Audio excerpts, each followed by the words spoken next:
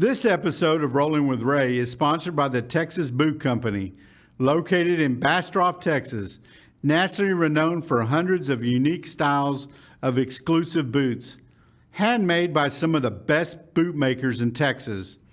Head-to-toe outfitters, whether you're all cowboy or just from the shins down, check them out and enjoy free shipping nationwide. Visit www.texasbootcompany.com for more information. Welcome back for part 2 of sharing memories and dealing with my mother's grief. Maria Cerda. In the last episode, we talked about the many great memories of my mother. In the last episode, we reminisced about my mother and as a mom and as a grandmother. In this episode of Rolling with Ray, we will be discussing grief and how we have handled it personally as a family. Well, welcome back to part 2 of the celebration of my mother. And this show, we're going to be talking about how we as a family are grieving my mother and, of course, still remembering her. As I mentioned, we're still grieving the loss of my mother, and we all grieve differently. As for me, I know it's been a difficult time in my life right now, but talking about her and staying busy, and that is how I am dealing with the loss of my mother, who I love very dearly. I try to stay focused on all the good things that Mom had taught us and provided for the family. She was loved by so many people, and for me to how I deal with it is just staying busy, just try to get in a routine of things, but there are still times where it's difficult. I do have my sister Debbie here and my niece Nikki, who are also going to talk about how they're dealing with it, with the grievance and the death of my mother. So I'm going to open it up to Nikki. Can you share some thoughts or comments? I guess I would say a benefit that I have to having smaller children is that going through a grieving process, you are looking at it from a different perspective or additional perspectives. With me being a Christian, you have this belief of like, she's in a better place, she's in heaven. And so really God is a lot of what I've been focused on and reading my Bible and just trying to remember these things, but also my children, like they have very fond memories of their Gigi, and I'm trying to tell them like not a lot of people have a really good relationship with their great grandmother. Like you knew what she smelled like, you knew what she sounded like, you knew what her favorite foods were, all of these things. And it's been really beneficial to have these conversations in our house that aren't, I guess, I don't want to say they're surface, but, children don't see the ugly part of death. They are very happy and they remind you of all of these things that you don't think about. And so it's been really great having conversations with them. Like when we say our prayers at night, Adrian, my youngest, was like, I want to talk to Gigi. And I said, well, we can ask Jesus to talk to Gigi. And she's like, I just want to tell her that I love her and I miss her. And you don't realize how much it carries on and stuff like that. I also think that another comforting part of that grieving is that she was home. Yeah. She was very peaceful. She was never in bed, very peacefully. It's almost like, just like we talked about, that she had set up her funeral and everything.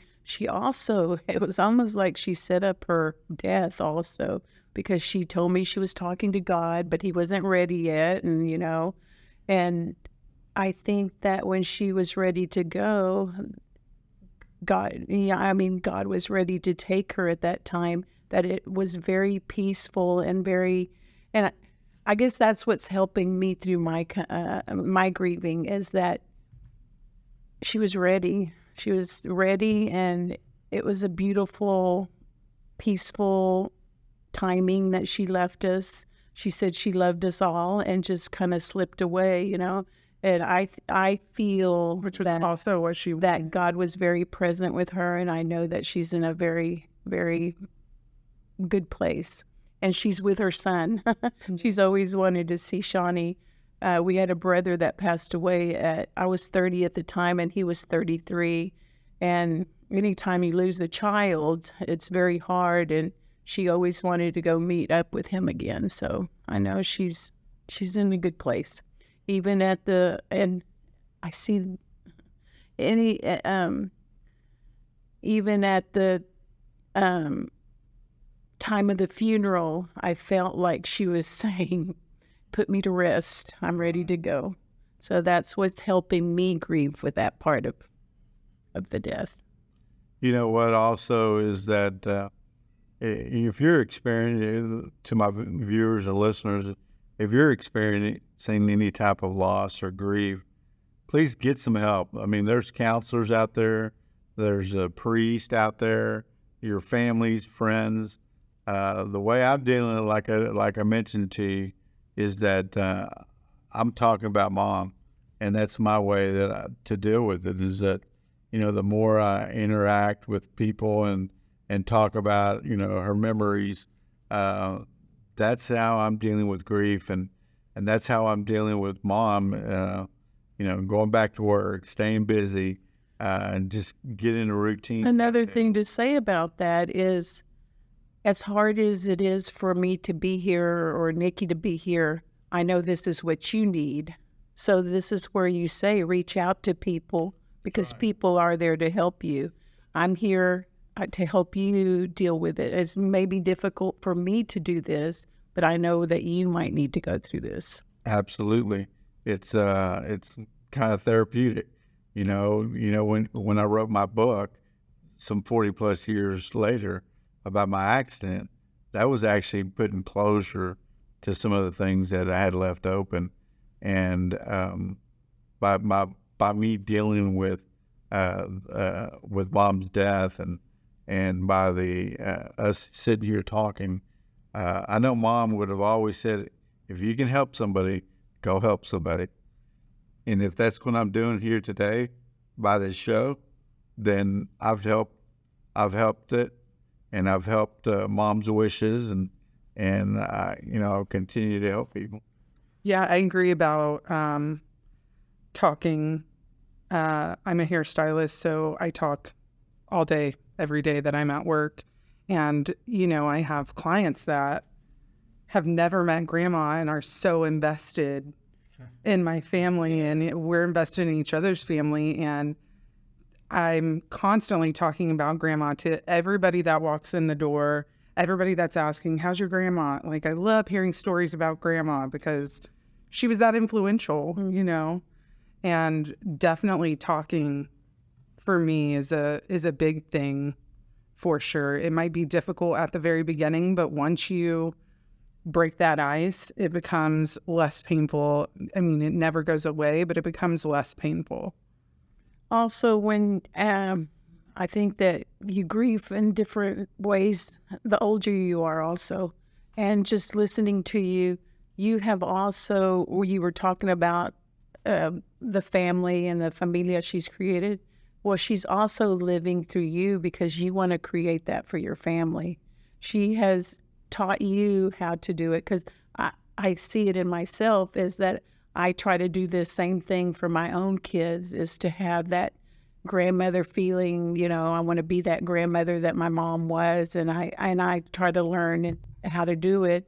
And if it's not through making tamales, it's, you know, doing it through some other way. But she has also built that foundation for us. And all this grieving is part of going through those stages and knowing what to carry on to your family. Absolutely. See what I'm saying? Yeah, absolutely. Yeah, and you know, it's part of a process. And you know, people have told me, it's like, Ray, it's going to be difficult, especially during the holidays, and especially during Christmas, Thanksgiving, and you know, Mom's birthday was on January 2nd. So what a way to throw in a new year. It's going to be a difficult new year this year. But, you know, it's just part of the process. And I don't think she will never be forgotten. Her legacy will live on forever. I'm just so thankful to be her son and proud to be her son. And, you know, it's just time heals. And I think with due time, the fact that we are talking about Mom, we are talking about the good things. I think that's how I'm dealing with it, and that's how, you know, is there a hole in my heart? Absolutely. I think it'll always be there, but that hole will eventually get shorter and shorter and close in. But she will always be. I mean, she's my mom. She will never be forgotten. And we're also very fortunate that she lived to be 85 years old. Absolutely. You know, some people lose their mothers and a parent at a very young age. Well, Debbie, as you know, I mean, we didn't know our grandparents. No. The only one we knew was Dad's mother, and she lived so far away from us that we only saw her on special occasions. Yeah. So we really never grew up with grandparents because our grandparents had already passed. Mm-hmm. So, Nikki, you're so thankful that your kids got Absolutely to see. One day a week, every week, they were over at Gigi's house. And, you know, that is something I got to do, and you don't realize how fortunate you are in doing it until you see your kids doing it. And that's kind of when it pulls at your heartstrings, because that's what built me, you know. Being in Irving, being in Coppell, being at your house. I mean, all of that stuff is what has built me, has probably built your kids. Yes. And having that access to what other people would call distant family. Mm-hmm. Like, there's no distance. And even when there is, like, we're still FaceTiming each other. We're still calling each other. We're still annoying each other. Yeah. My mom always lived a block or two away from us. You know, they were always there. My kids would run away from home. I knew where they were because they were at Mom's, talking to Mom, and, you know, I'd call her. Connor would buy her Valentine's stuff the day after Valentine's Day. We didn't see it. No, Connor would go the day after Valentine's Day and buy her Valentine's stuff on discount. That surprised me one bit. Yes. We have a lot of good memories to hold on to, and that's what keeps us strong. I think I have a few voicemails of her being like, "It's Grandma. Call me." No, call me and just hang up. I have, call me. Call me. Yeah. Call me. Oh, she must already be out. Yeah. And you know what? If she got pissed off at you or she got mad at you, you try to explaining something to her, she'd just hang up the phone. Oh, yeah. I can't tell you how many times I would call her and be like, Grandma, stop hanging up on me. That's just the way she was. And just so many fond memories. Yes. But yeah, we as I mentioned, we are grieving, and it's a hard process, and the best way for me to do is to talk about it. Yeah, and we're going to have to come up with something during the holidays to commemorate her. Sure. Bring her all together. Absolutely. With everybody. And I call Ray quite often and say, "How are you doing?" He says, "It's quiet here." You know, and that's probably one of the things that she was the voice in, you know, the house. That she was loud. Right. And, okay, you'd get home and it was like she was there waiting for you, you know? So how are you dealing with all that? You know, it's quiet at the house, you know, but I try to stay busy, try to stay occupied, write a lot of thank you notes to everybody. And I appreciate everybody that I know I mentioned in part one of the show, just the outpour of the text messages, the phone calls, the plants, the flowers, just it's beyond my means. I mean, it's just I'm very thankful and appreciative of everybody that has given the love and support to our family. I just want you to know that the family really appreciates this, and we're very appreciative of everything that everybody has done. You know what I was kind of thinking just now is like, you know, you guys are still really close to a bunch of people you went to high school with. Mm-hmm. And like that in itself is grandma. You know, like you may not have been like that. Like when you went to her funeral, half the pallbearers were y'all's friends. Right. You know, and it's like even that in itself. And grandma knew every single person, knew every single everything. And part of that is like carrying her on too, because you may not still be this close. I don't know anybody else who's that close to all their previous friends, and they all know grandma. They all felt like grandma was their mom. Yeah. Well, she wanted to be involved in our lives. She wanted to know who we hung out with. She wanted to know, you know, well, who is this or who is that? She wanted, and anybody that came over the house, you know, within 5 minutes, mom knew the whole background of their story. Yeah. They knew everything about her, and that's just the way she was. I mean, there were times she was hardcore. She told it how it was. You know, if that's a black and white book, it's a black and white book. I mean, she told you how it is, whether you liked it or not.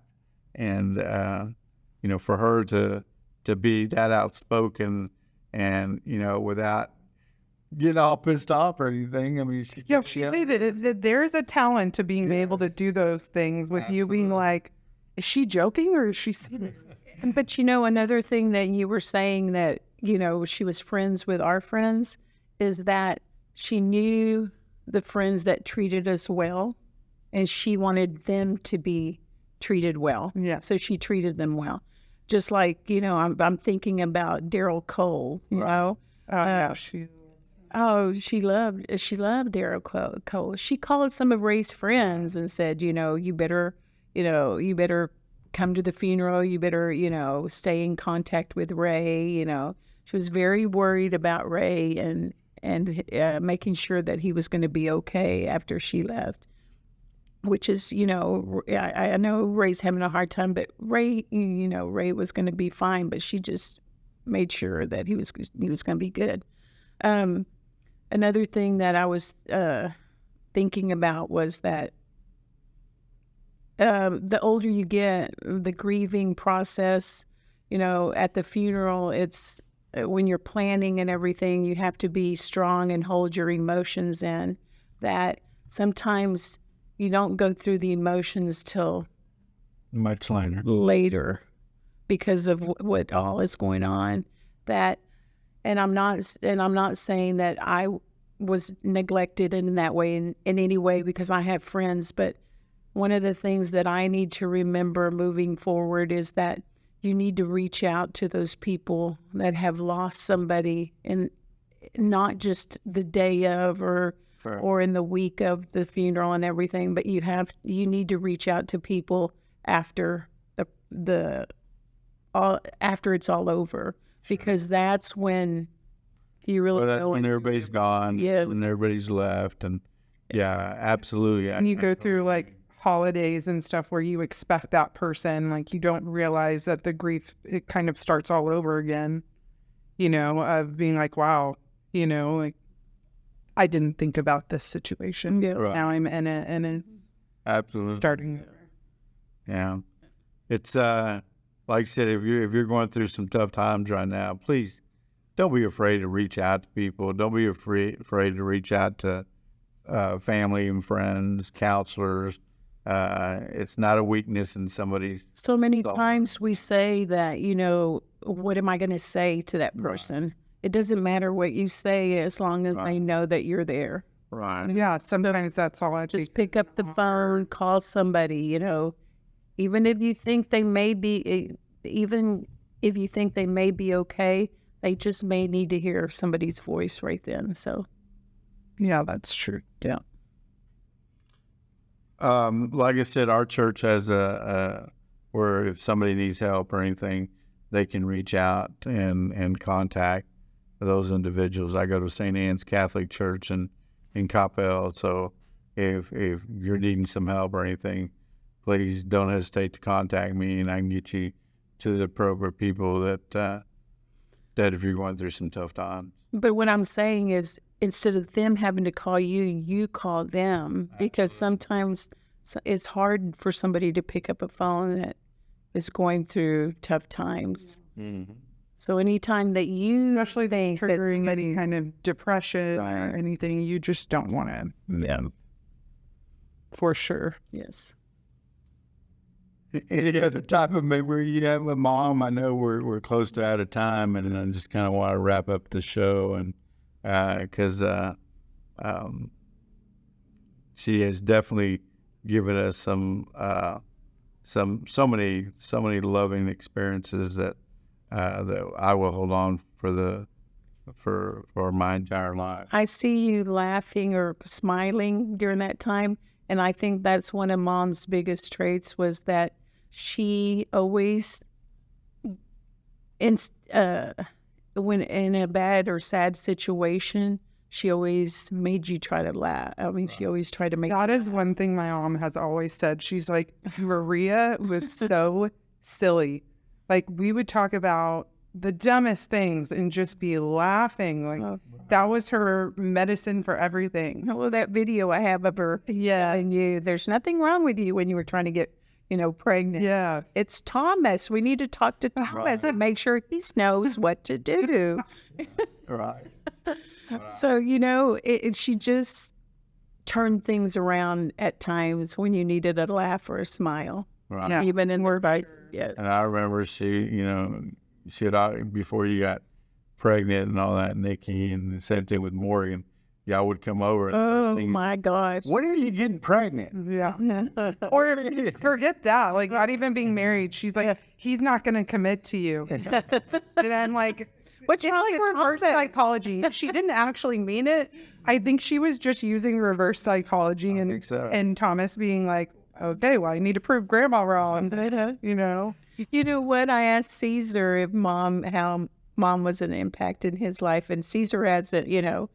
They've been married over a year. They probably known each other 4 or 5 years. But one of the ways was one of the things that he mentioned was that, she asked me, when are you getting married? Right, and, it kind of makes him realize where he was in his life and what he needed to do. So, Absolutely. yeah. I mean, even before she left on that Sunday that we came and visited her, she was like, are you having more babies? I'm like, yes, Grandma, I'm going to try to have more babies. And honestly, they're made in heaven, so you're going to see them before. When you get there, you will know the final count of children that I will be having.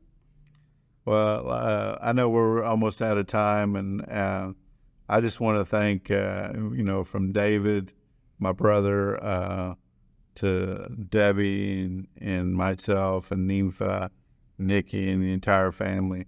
Again, I want to thank each and every individual who took the time out of their lives to, whether it was attending my mom's funeral or sending us text messages or phone calls or sending some plants or anything like that, or even a thank you card. We really appreciate that, and from the entire Cerda family, thank you so much. Is there anything else I would like to say before I wrap the show up?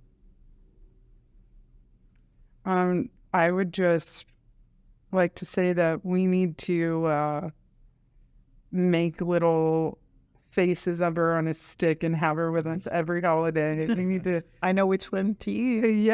Yes. We are going. Sunglasses. We are going to do everything in our power to keep her going. And like I said, I'm very thankful. My children, they will be able to talk about her and join in a conversation. That's her great grandchildren. Yes. And she loved them very. Yeah, and my sister's kids and everything. So. Yes. Even though she's not here, we will definitely keep her going. Yes, for sure. She's always with us. Well, that's about all the time we have. Mom will always love you, and you will always be in my heart. So from the entire Cerda family, God bless you until we see you again. Thank you so much. Amen. Amen. Thank you for watching and listening to my podcast. I want to thank the Grossman Burn Foundation and the Texas Boot Company for sponsoring this episode.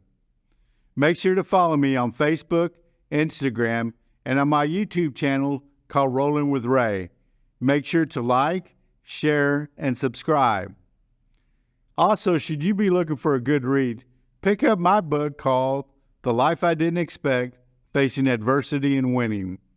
Until I see you again, keep rolling with Ray. This episode of Rollin with Ray is sponsored by the Grossman Burn Foundation. The Grossman Burn Foundation provides medical, financial, and emotional support to families who have suffered a burn injury, and they aid in the development of a self-sustainable communities worldwide through public education, strategic partnerships, and teamwork.